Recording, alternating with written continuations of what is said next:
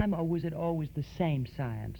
Well, it has changed in our time, and the wit who defined anthropology as the science of man embracing woman gave perhaps a clearer definition of what anthropology is than the academician who defined it simply as the science of man. The science of man is one of those very general kinds of definitions which really doesn't tell you what its subject matter is, since man is involved in practically everything under the sun, so that anthropology could be conceived to embrace everything under the sun, and in fact, of course, it doesn't.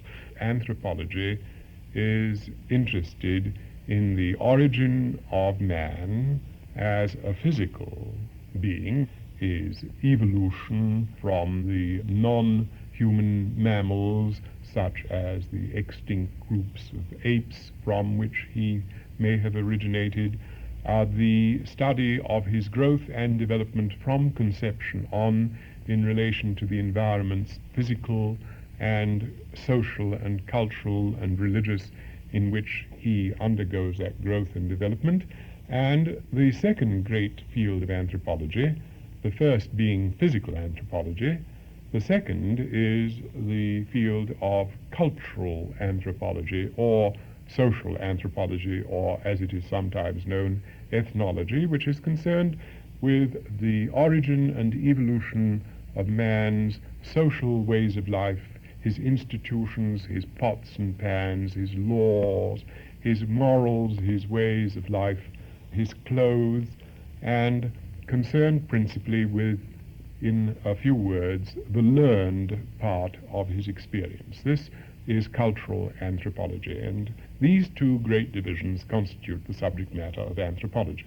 Is the study of the mind part of anthropology, or are you calling the mind culture? Mind is very definitely a part of the study of anthropology, and the anthropologist is interested in every research and every study that is carried out on the nature of the mind. Does the anthropologist know what the mind is? Well, the anthropologist, like the psychiatrist and the neurologist and the student of mind, certainly doesn't know what the mind is. This is something that he is trying to know, and the truth is that in many respects we are no more advanced in the understanding of the mind than Duns Scotus was in medieval days. The nexus between what goes on in the brain and what comes out as a thought is still as obscure as it ever was, though modern researches, particularly in the last 25 years, hold great promise that some clarification will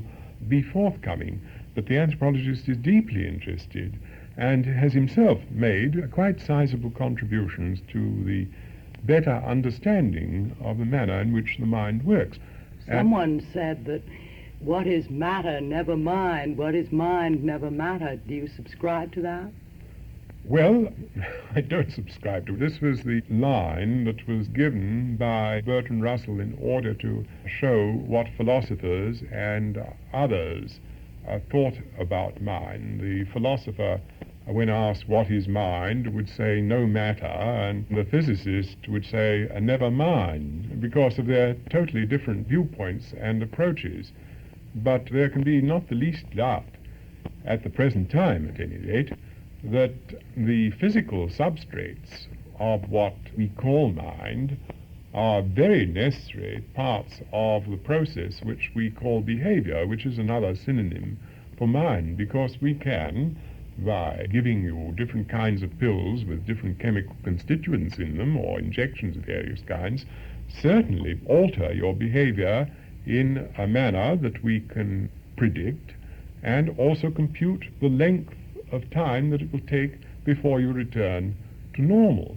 Lysergic acid, or LSD as it is called, enables you to control the more violent expression of your behavior in abnormal states. The sedative effects of such drugs, commercially known as Miltown, well known, which have a sedative tension-reducing effect when taken under the physician's guidance, but not when abused, as they can become. Then there is a drug which is about to appear, which I think is going to be called Dina. which has the effect of increasing your efficiency and making you intellectually more, as it were, on the ball. That ought to be a popular drug. That certainly ought to be, and taken as directed, no doubt will influence a great many people and perhaps our culture more than we can at present predict. These are some of the drugs, and there are a fair number of others which... Well, there were the ones that you mentioned that people gave on purpose to control the behavior of people. And you said that it could be predicted ahead of time exactly how the person would behave under the influence of them. Yes. Well, LSD is one of these drugs. This is used to a very large extent at the present time in hospitals for the mentally ill in order to control their behavior and experimentally to induce the kind of experiences that they will undergo, and that they can be made to recall either while they're undergoing the experiences or under post-hypnotic suggestions or under hypnosis. Does anthropology believe in the use in general of hypnosis? Is that an honorable and recognized practice? Well, there are relatively few anthropologists who are interested in this area, but the few that are interested and who are thoroughly acquainted with the subject are well aware of the fact that this is a most valuable auxiliary aid to the psychiatrist, but that it is something which is just as dangerous to use by the unqualified as putting a X-ray machine in his hands would be. Well, how do you feel about the use of hypnotism in detecting crime? This would be ethically and legally a very dubious practice. To put someone into a state where he was no longer under conscious control of his own mind and then obtain from him information which would then use against him or against others. I think this would be not smiled upon by... You couldn't be sure that the evidence was real anyway, could you? It might have been suggested to him. Exactly. Under hypnosis, it is quite possible to dredge up so-called memories, which are not memories of actual incidents that occurred, but actually memories of experiences in the mind which had no counterpart in reality. Which might have been read or dreamed. Exactly. Can you account for it at all? How does it work? Well, nobody knows anything more about the way hypnosis works than they know what electricity is. I'm reminded of the story of a master who, after a course on heat, light, sound, and electricity, said, "Now, who among you could tell me what electricity is?" to the class. And the little boy at the back of the room put up his hand, and he said, "Well, George, what is electricity?" And George got up and said, "Well, sir, electricity is..." and then began to falter, and then he scratched his head, and he said, "Oh, sir, I've forgotten." Whereupon the master exclaimed, "Good Lord, he's forgotten. Here is the only man in the world who knew what electricity was, and he's forgotten." Well, apart from hypnotism and drugs, would you say that there was an element of mystery and unpredictability in every mind? Indeed, I would. I think this is something that particularly those who are most physically engaged in these studies should write up in their laboratories and have before their minds all the time, because there are some scientists who rather feel that the explanation of a person's behavior, if we knew all that was necessary, could be not only predicted but described in purely physical terms. I do not believe this. Oh, I'm so glad you don't.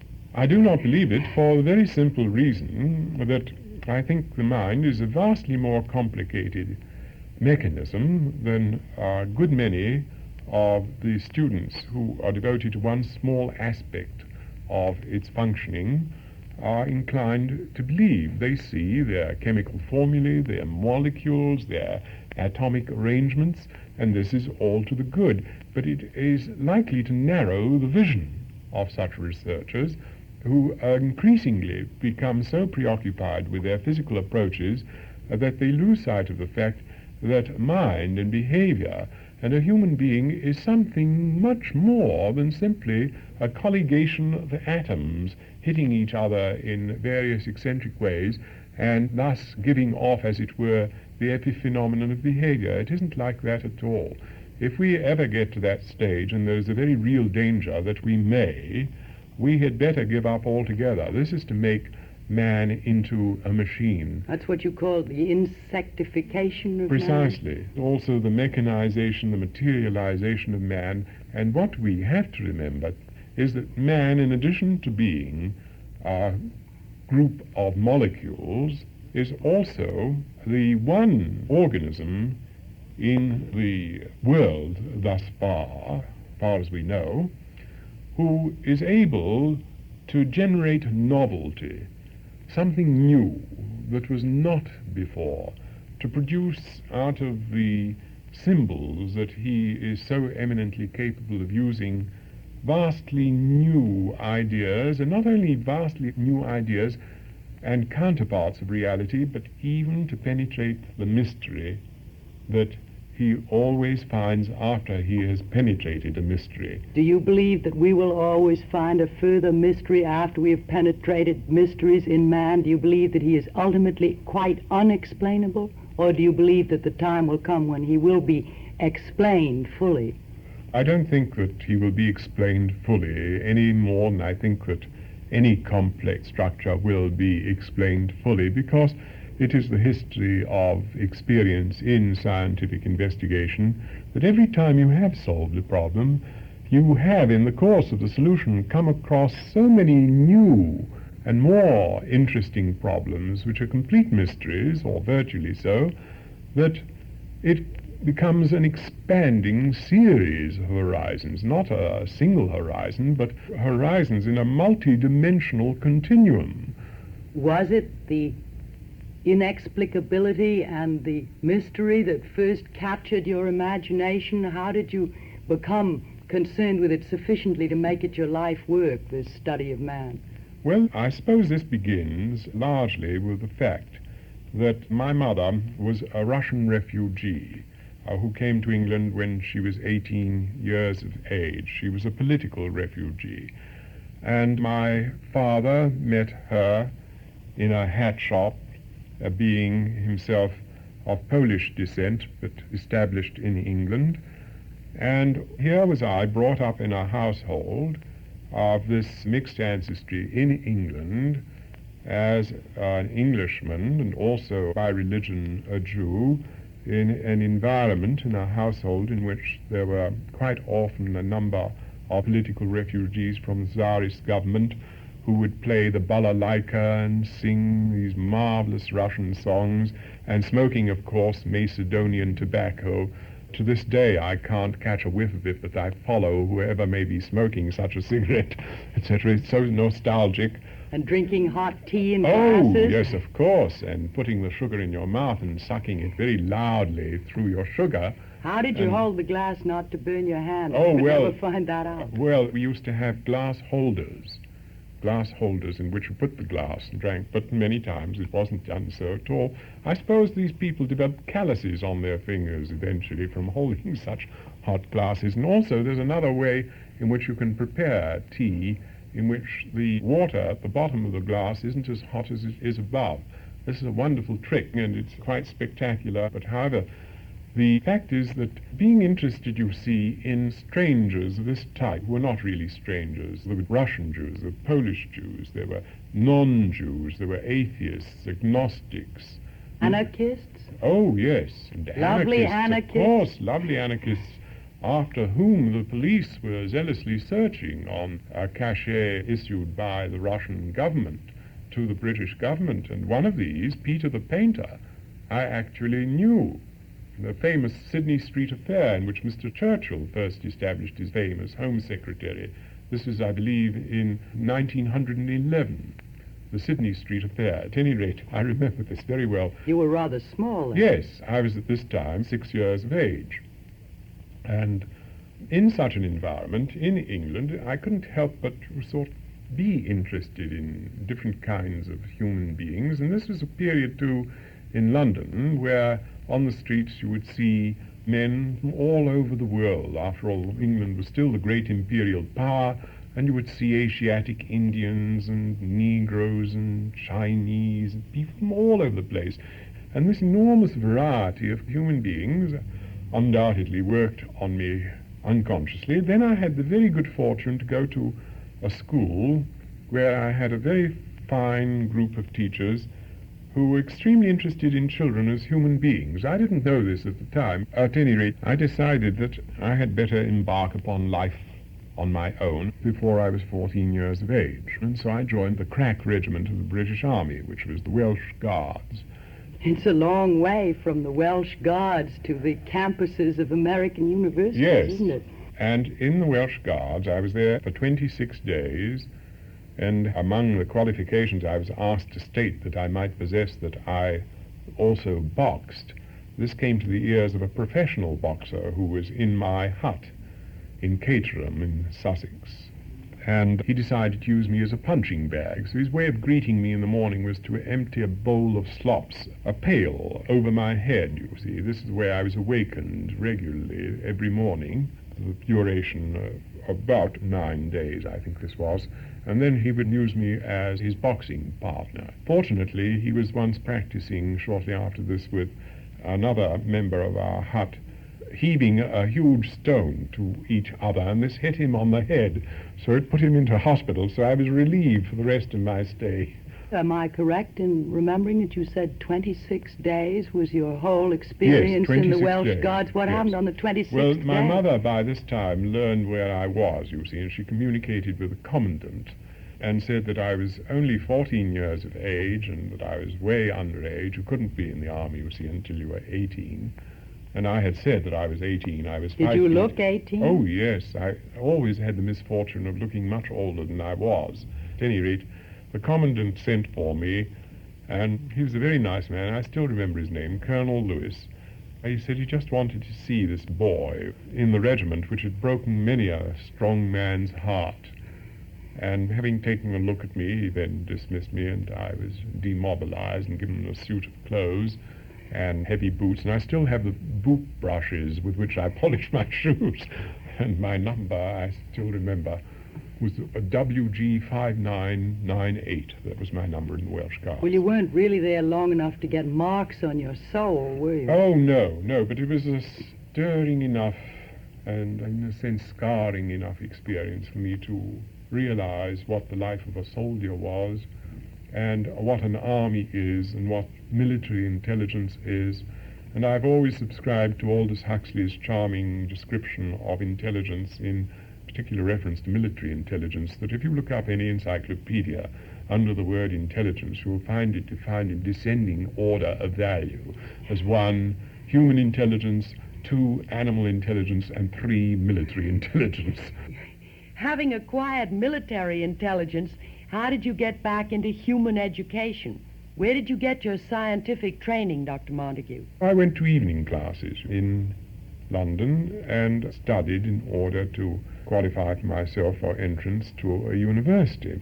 What I really wanted to be was what in those days was called an alienist, as you know. Yes, that word has dropped out completely, Exactly. hasn't it? Yes, a psychiatrist, in other words. You were not influenced in your earliest years, the first 6 years of your life, to an intellectual interest of that kind. You found it by yourself. Yes, but entirely, I should say. It was not just environment. Well, it takes the human being and the environment interacting. Ah, but that's what I like to hear, because sometimes the theory of environment seems to preclude the variability of the human being. Oh, yes, I know. There are people like Professor Skinner at Harvard University who says, give me a child and I will make of him a bootmaker, a politician, a professor. These are almost the words that he uses. He feels that the environment can be held to explain virtually everything about human beings, given the kind of human beings one has to deal with. But you literally broke the bonds of your environment.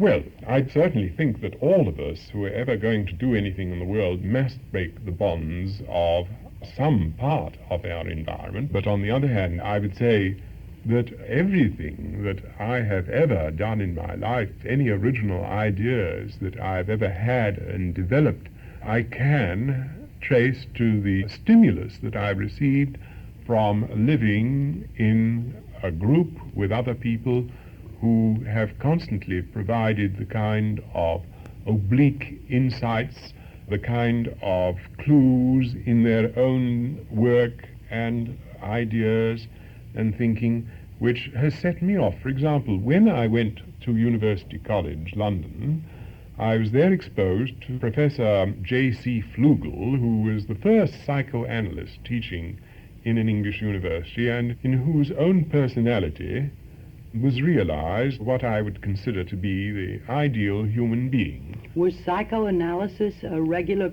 university course for people studying the regular academic course, or was it only available for medical students?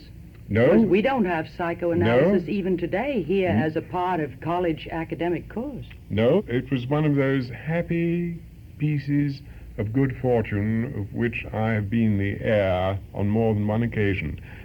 I doubt whether even today there is a course in psychoanalysis in any English university, yet by the accident that here was J.C. Flugel, who had himself been analyzed, who was an Oxford scholar, and who was one of the founders of the English psychoanalytic movement, who gave, in 1922, the first course ever given in an English university, and by similar happy good fortune, I became a member of a society which appealed to me because of its name, namely the Critical Society at University College. It's a wonderful name. Isn't that a wonderful name? And at the first meeting held in October 1922, the question was, what should we criticize? Whereupon a young man, much older than most of the other students, sitting on my right, said, there has just appeared a translation of Sigmund Freud's introductory lectures to psychoanalysis. Why don't we have a report on it? And so the secretary or chairman said of the student body, who will volunteer? And no one volunteered, so this young man immediately said, oh, Ashley Montagu will read these things. So, of course, there I was, saddled with something I knew absolutely nothing about, which is good, of course, and I read this book, and I had to prepare 6 reports on it. What kind of ideas did you present about Freud at that time, and have you changed them? Well, all that I did was to give an account of the introductory lectures to psychoanalysis, which were published in 1922.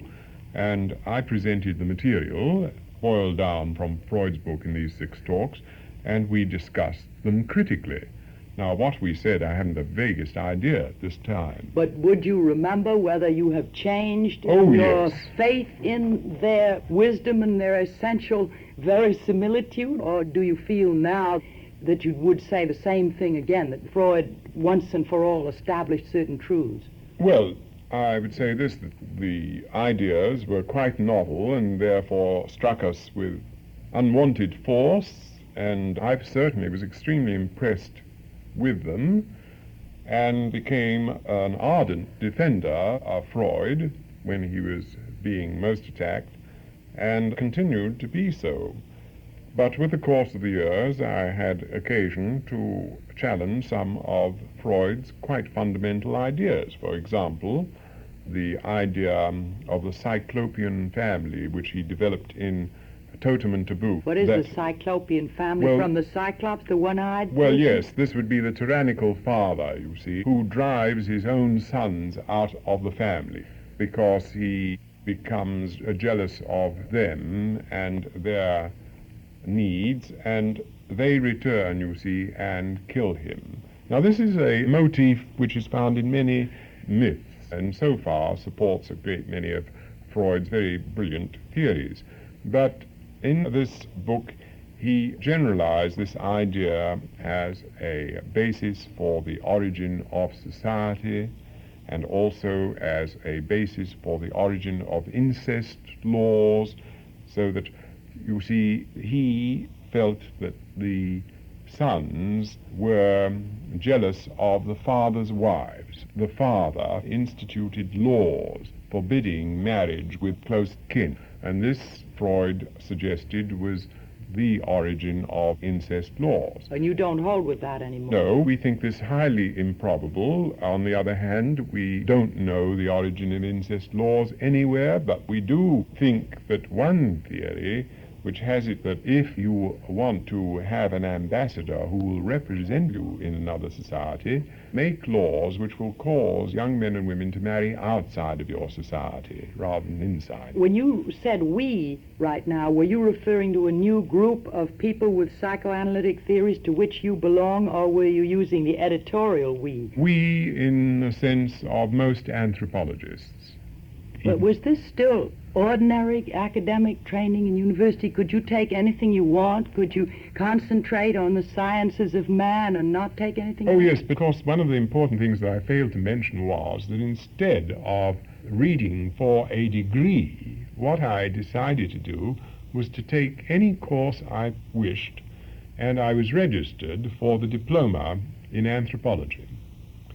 And this meant that I took as my major subject anthropology and other subjects, primarily psychology, with the anatomy and physical anthropology I was throwing in to make up complete courses. But I also took courses in logic and scientific method, which were not required. I came to America because in the course of my training as an anthropologist, I had come upon a great lacuna in my knowledge, namely, I knew a good deal about bones and muscles and soft parts of the body and their evolution and whatnot, but nothing about teeth. I knew that there was no one in Europe who knew anything about teeth, but there were in America a number of people, and the most important person in this field was Professor William King Gregory, my dear old Columbia professor, who is a very distinguished paleontologist, and so I came to study with him. I began teaching here as an anatomist, teaching human anatomy, and I was shocked by the kind of educational experience that most of the students seem to have undergone, in which I finally concluded that it would be an injustice both to them and to education to call it an educational experience at all, that what they had undergone was quite clearly an instructional experience, and Americans have never ceased to confuse instruction with education. Well, I've noticed that you put a good deal of accent on education and human relations. I think modern American education has tended to do the expense of knowledge, and you yourself occasionally, which was almost irrelevant compared to understanding of human relations, and yet your training was superbly in knowledge. Well, the kind of training in human relations that is so often a substitute for education that one finds in the United States isn't the kind of training in human relations that I have in mind at all. Democracy, insofar as education is concerned, is to be interpreted as meaning that one must make things as easy and as happy as possible for the student. And with the best intentions in the world, why make the learning experience a hard or difficult one, as our ancestors made it for their children? Well, I would have thought you would subscribe to that, because you seem to be rather prone to discuss frustration as a very thwarting and very dangerous experience to the human being, and rather prone to praise permissiveness, which is characteristic of American, or it has been until recently, of modern American education. Oh, this is only partially true. On the other hand, I feel very strongly that a certain amount of frustration is highly desirable. One must very early learn the discipline of postponing immediate satisfactions for long-term goals, which will yield even higher rewards than those that are yielded by the immediate satisfaction of one's wants. But I strongly feel that in America the tendency to make things easy has been degraded to such an extent that the student is, as it were, spoon-fed with a kind of information which in the long run is in any event not going to be very helpful to him, and in no way serves to discipline his mind or to educate him in the sense of the meaning of that word, to nourish and to cause to grow those potentialities in the human being to relate himself warmly and creatively to his fellow human beings. And it seems to me that this is what all education should be, and that all other things, such as reading, writing, and arithmetic, should be the skills, the techniques, the instruments, the tools which enable you to realize better these potentialities for so relating yourself to others. Did you come to America, Dr. Montagu, as a crusader then to lift the standards, or didn't you know what the standards were when you came? Oh, no, I certainly didn't. I came with the average Englishman's idea of America.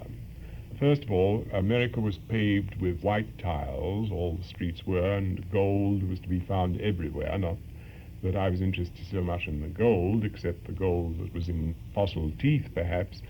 But at any rate, also I believed that all Americans were barbarians and illiterate. Would it be unfair to say that when you first came here, you were what one would call a snob? Oh, I certainly was a snob. And furthermore, the longer I've lived here, the more important I have seen it is to remain a snob than to cease being one. I think one should set for oneself very high standards and adhere to them, and never sell out for the cheaper variety. And I think the worst of all sins that any human being can commit against himself or have committed against him lies in the difference between what you are capable of becoming and what you have in fact become. So what would you say were the new set of values or ideals that you acquired over here? Simply that I became more humanized in my view of the aristocratic tradition. Not less snobbish, just more human. More humanized, and in the sense that I began to see that it was vastly more important, to put it in a nutshell, to be human than to be clever. I would say that there is something more hospitable to the human spirit about Americans fundamentally, in spite of all appearances, than there is to be found among the average European. When people ask me where I was educated, I generally say that I was miseducated in Europe and subsequently re-educated in the United States, which is true, because I was something of a stuffed shirt by the time I arrived here. I decided that I should stay here and work here, because not only were there more abundant opportunities, laboratories and jobs, but there was vitality in the air that was so wanting in Europe. Was it in Columbia University that you got your doctor's degree? Yes. And it was on the basis of a thesis about the Australian Bushmen. That was on the Australian Aborigines. Why did you pick the Australian Aborigines? Well, like most of the things that I've done in my life, all these ideas, the idea, for example, of the Australian Aborigines, was generated by my professor in anthropology, namely Malinowski, who had just come back from the Trobriand Islands in the northwestern Pacific, where he had spent several years studying the Trobriand Islanders. And the thing that he discovered among the Trobrianders, and also knew was true of the Australian Aborigines, was that they had no knowledge of the relationship between intercourse and childbirth. In other words, they denied that relations between the sexes produced children. On the other hand, they had a mystical theory which said that spirit babies come into being from certain spirit centers where they had been deposited by certain half-human creatures who had been sent down from the skies by two amorphous-like creatures that have long ago disappeared. This was a myth that the adults entertained. Everyone believed this, and when a woman belonging to the proper totemic moiety passed by one of these totemic centers, a spirit baby would say, aha, this female is of the right totemic center, and she is comely, and we will enter her. And she then knows that this has occurred because she feels a little movement, and she goes back and tells her husband, who has already probably told her, because in many cases in Australia, the female cannot have a baby until the husband dreams, you see, that she is to have a baby, and then he tells her, and then it is that time that the baby enters the female. Does a knowledge of their myths enlighten us about our own civilization, Yes. or is it just a curiosity? Oh, no, it certainly enlightens us very greatly, because You see, among other things, the fact that the male dreams that he is having a baby means to him that he actually is the cause of the baby, and no woman can have a baby without him. And this throws a great deal of light upon the way in which the human mind works, because it tells us, among other things, that these Australian Aborigines are very jealous of the capacities of females to have babies, and so they will not socially or culturally allow this to be thought. Well, does that tell us that that is inherent in our males? Not at all. It doesn't tell us that, but then, in the light of certain forms of behavior in our own culture, produces what is known to psychologists as the aha effect. You say, you see, this is what the Australian Aborigines think about this. Now, what about our males who say, well, that's my baby, or who say, well, I'm pregnant with this idea or these ideas or whatnot, and who denigrate the whole process of childbirth in females as something that females are cursed with for being the original cause of sin. And there you are. Well, when you investigate this line of thought, by Jove, it turns up some real nuggets, and it turns out that the male in the Western world is pretty much in the same case as the Australian Aboriginal in this respect. But that's not the point. The point was that I was interested in discovering how it could possibly be that there could be any intelligent people on the world, as these Aborigines are, who could not see the relationship between a simple act leading to a whole series of other consequences. And when I inquired into this, I found that it was quite not only understandable, but very logical, because there is no actual necessary relation between an event which may have occurred between a woman and quite a number of men and something that happens subsequently several weeks or even months removed. Dr. Montagu, you spoke of the contributions that anthropology has made to the study of man's mind. Could you name a few specific contributions?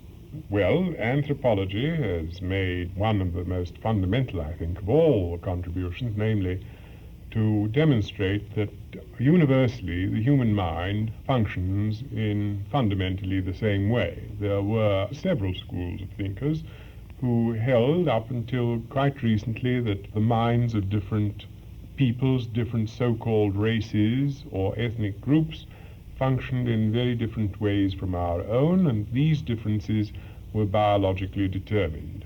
It is now known, I think, to all anthropologists that the minds of human beings everywhere function in fundamentally the same ways. That is to say, that no two minds, even in the same ethnic group, function in identical ways any more than human beings are identical in any respect whatsoever.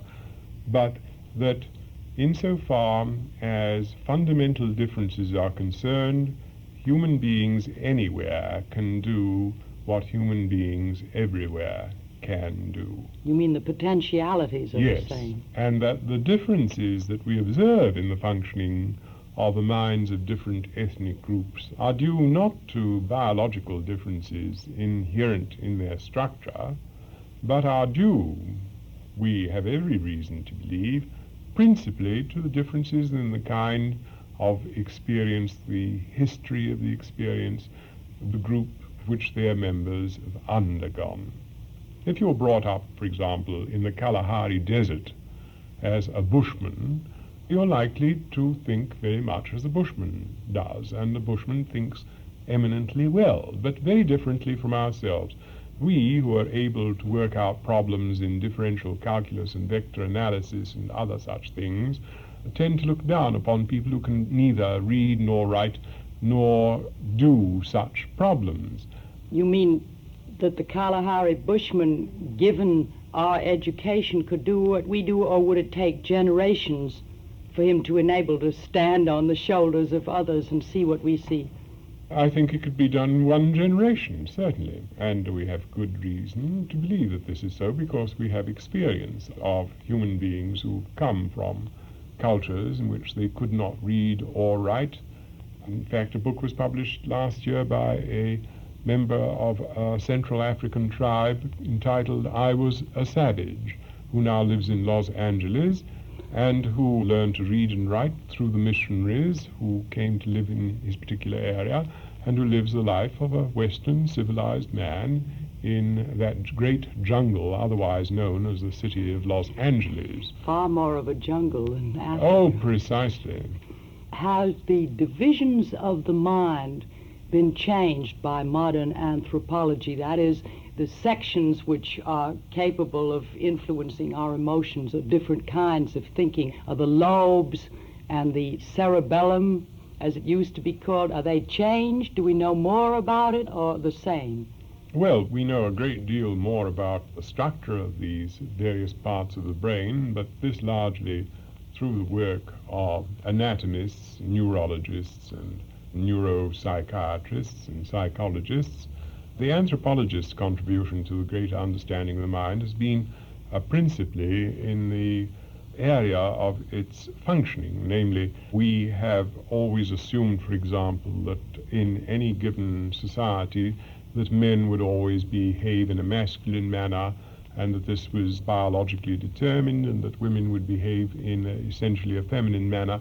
Well, it has been shown by anthropologists that in different cultures, a great many of the forms of behavior that we have hitherto assumed were biologically exclusively determined by biological factors are in fact greatly influenced by cultural factors, and that in some cultures women will in many respects have temperamental approaches to the world which in other cultures are consistently associated with the masculine attitude of mind, and that in some other non-literate cultures the term non-literate is preferred by anthropologists to the term primitive, because primitive generally suggests something very undeveloped, and the truth is that perhaps the only thing in which these non-literate peoples are undeveloped are in written traditions, because they have no writing, and their reading, and perhaps in their technology. But often they're in many respects vastly more complex and more developed than we are. So that in non-literate cultures one may find men behaving in some respects in the way in which we have conventionally been led to believe that women behave. This does not mean that the biological differences which cause men and women in most cultures to behave as they do differently do not exist in these cultures. They undoubtedly do exist, but it does mean that by means of cultural conditioning, through mental ways of altering and influencing the behavior of human beings, you can change the expression of biological tendencies, of behavior, which is the equivalent word for mind. If it is true that in different parts of the world the customs are such that masculine characteristics and feminine characteristics appear to be more interchangeable than we think in the West, then it stands to reason that you must have a theory about males and females after having studied that. And I know that you wrote a book called The Natural Superiority of Women, in which you certainly claimed that women are biologically and psychologically and in every way superior to men, a theory in which, incidentally, I do not agree at all. What made you do that? What made you decide that? Well, I'm extremely interested in your remark that this is a theory with which you do not agree at all, which would imply that you think that the shoe is on the other foot, that the male has all the superior traits and the female not. But I know you didn't really quite mean that. All the superior traits is too sweeping a generality. Well, I didn't say all. I said virtually all, though I believe all to be true. And I only said virtually because I wanted to leave the possibility open that there was some trait in which the male was in fact superior. Now, I'll tell you what that trait in fact is. That trait is that the male is superior in the ability to run faster and to leap higher and to be heavier and to have larger muscles and to have larger bones and greater excrescences on those bones for the attachment of the muscles thereto, and also to have a higher metabolic rate by 5 to 6%, which causes him to burn himself up at a rate and go up in smoke so much more frequently than the female, that the male in every animal group dies earlier, on the average, than the female does. Well, I'm not an anthropologist, needless to say, but I would have to add that the male also has the capacity, on the evidence of history, to compose great symphonies, to write great poetry, to sculpt great statues, and to conceive of whole philosophies which have not been matched, so far as I know, by any female at any age. Well, this is perfectly true, and the reason for this is that women have not first been given the kind of opportunities that men have enjoyed, by which I mean that when a girl is born, it is in most cultures treated as if a calamity had befallen the family, and that she is immediately assigned to an inferior status and inferior role in the society. Do you really subscribe to Simone de Beauvoir's absurd theory that women are a second sex? I subscribe to the theory that women are second-class citizens of the masculine world. With a natural superiority that simply hasn't had an opportunity to burgeon? With a natural superiority that has simply been kept down by the male insofar as it has been possible for him to do so, but nevertheless the female has come through in the areas where it has been possible for her to do so.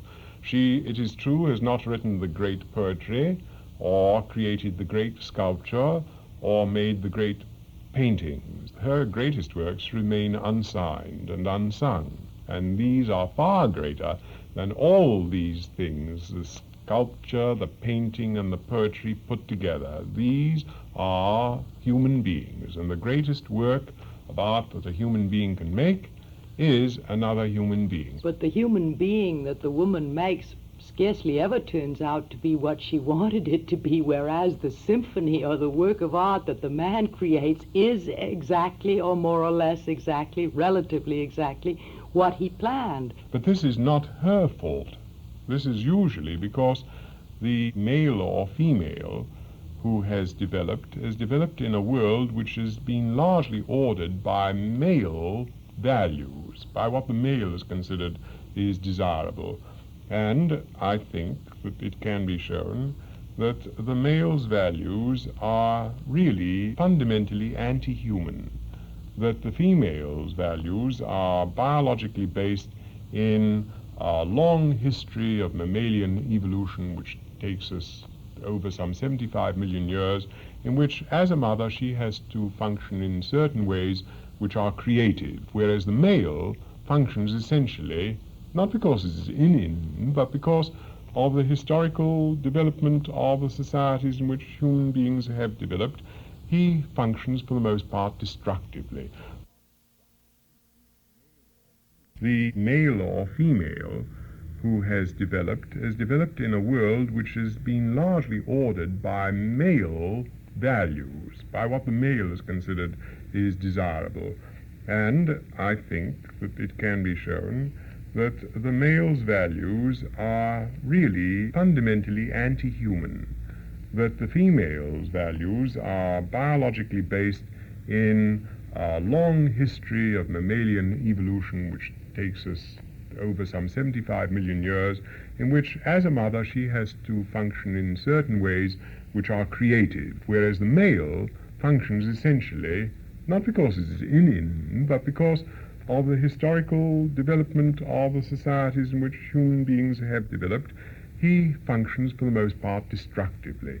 The female is a conserver, the male tends to be the destroyer. I suppose that the success of this book can be laid to the fact that it was women who bought it, and women read more in this country apparently than men. The fact is that very few people bought the book.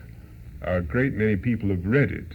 And I would say perhaps of myself, as Hilaire Belloc said of himself, that his sins were scarlet, but he was red. But the natural superiority of women was not then a spoof on your part. No, every word in it is perfectly serious. Your concept of anthropology covers such an enormous number of things and is so wide. Could you, do you think, possibly reduce it and make a statement of your platform as an anthropologist?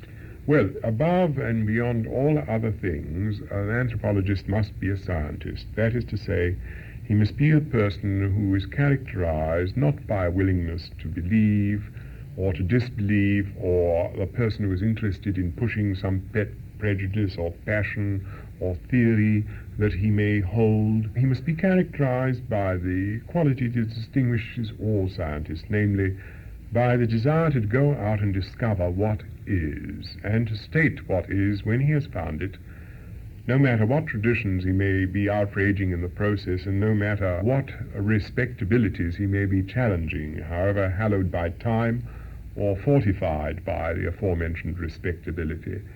And that this is his principal job. But in addition to this, that he must never lose the human touch.